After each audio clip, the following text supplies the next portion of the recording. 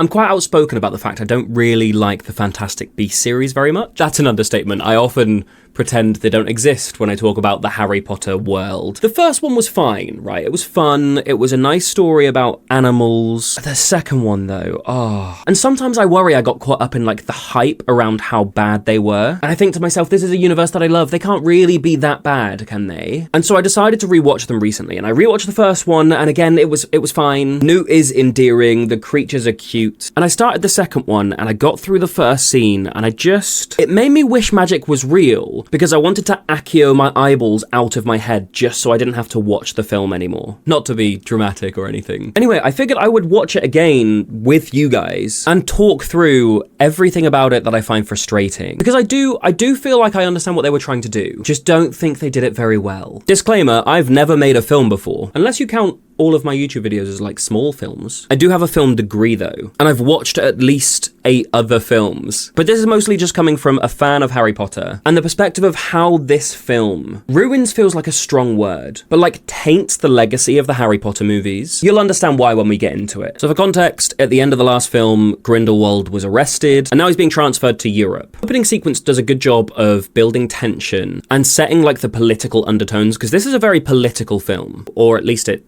tries to be, and it does a good job of like setting up some of the mysteries, the enigma.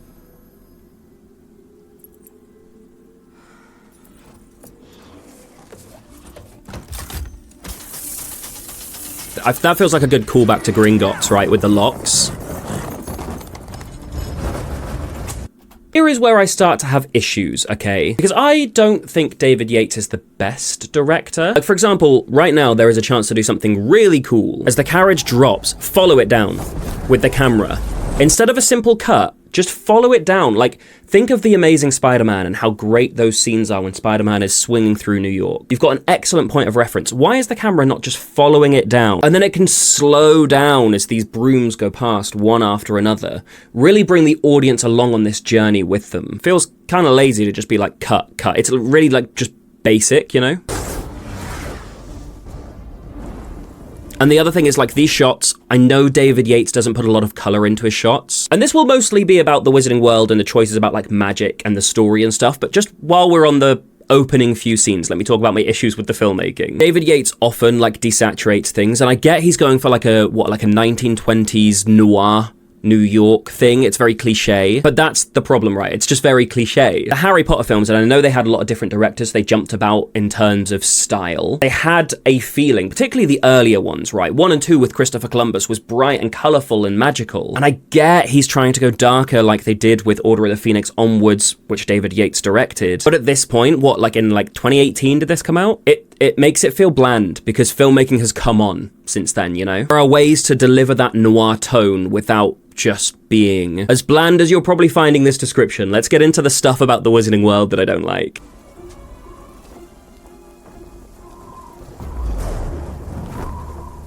So some foreshadowing, the wand which was supposed to be in the box. I'm gonna be actually here. Now it's not definitive, the rules of apparition, but could you apparate onto a moving carriage in midair? These Fantastic Beasts films do retcon a lot from the Harry Potter series, not least of which, McGonagall, why is she teaching at Hogwarts when she shouldn't even be born yet? But I'm pretty sure when you apparate, you're supposed to be thinking of the 3Ds, right? Get your mind out the gutter. Specifically, you have to picture your destination. That's what it says when they learn to apparate in the Half-Blood Prince, I think. Picture clearly the destination where you want to end up. So first of all, it's like, should you be able to apparate onto a moving target? Second of all, should you be able to apparate into mid-air? And if you can do this, why are people not apparating mid-duel? And I know they do that in the Fantastic Beasts series. There's some like apparating while dueling, and visually it looks kind of cool. But how basic does it make Voldemort and Dumbledore seem when they're dueling? Like, their Order of the Phoenix duel is incredible, but if you can just apparate over such tiny distances without these rules that seemingly were in place about really picturing your destination, if someone's using a shield charm but you could just apparate over there and shoot them from another angle, it just makes the wizards in Harry Potter look rubbish and basic if they can't do it.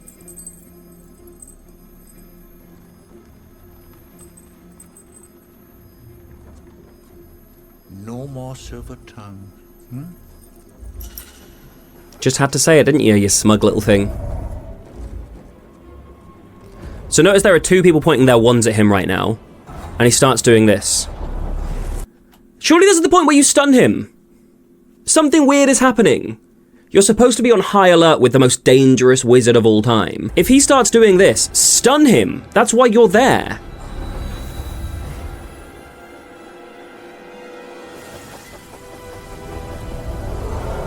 It feels very Barty Crouch escaping from Azkaban, doesn't it? The Polyjuice bait and switch. This is cool.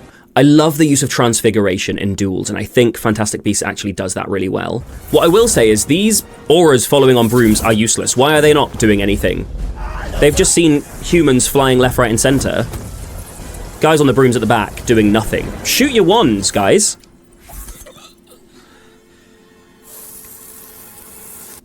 That. You can just make a wand erode in midair, can you? Again, I don't hate it in theory, but it makes all dueling pointless. Why in any of Voldemort's duels has he never made somebody else's wand vanish? Like, Voldemort must have been a really rubbish wizard if he can't do any of this stuff, and it happens like 70 years later. Being able to make somebody else's wand just erode and crumble into thin air sort of feels like being able to point your wand at someone and just being like, Accio lungs, to kill them. It feels like there should be certain rules about what is and isn't possible. And though there are a lot of plot holes in Harry Potter, there do at least seem to be some firm rules. And Fantastic Beasts breaks them. And I know a lot of people will be like, you're thinking too much about it. It's a cool sequence, you know? Why are you just overanalyzing it? Just enjoy it for what it is. Overanalyzing is what I do. When you grow up being really, really anxious about everything all the time, you overanalyze how you walk, how you breathe, how you sound. Ever since I was 6, I've overanalyzed how I eat when people are around me and watching me. You think I don't want to just switch my brain off and stop overanalyzing every detail about everything? I just can't, okay?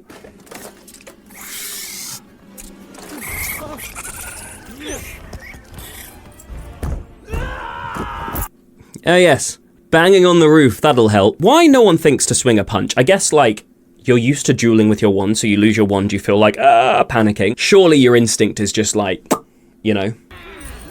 At least these guys are thinking to, like, actually fight if they haven't got wands. Fat lot of good it's doing.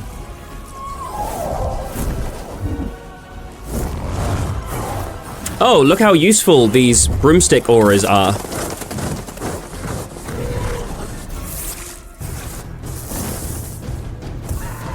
Oh no, he was struck by lightning. He was doing so much before. Again, do you not think it just feels like a really basic way to shoot what could be a really interesting and exciting sequence? Like, he's using the elements to attack these broomstick flying auras behind him. The saturation is right down, the contrast is up, so the lightning is blinding, and then suddenly they're just falling. Give me something visually interesting.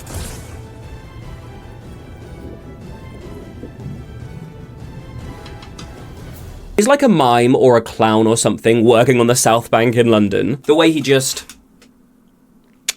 Like, he's supposed to be one of the most terrifying, dangerous wizards of all time, and you've just got him doing, like, year 10 drama as he slides into shot. You have joined a noble cause, my friend.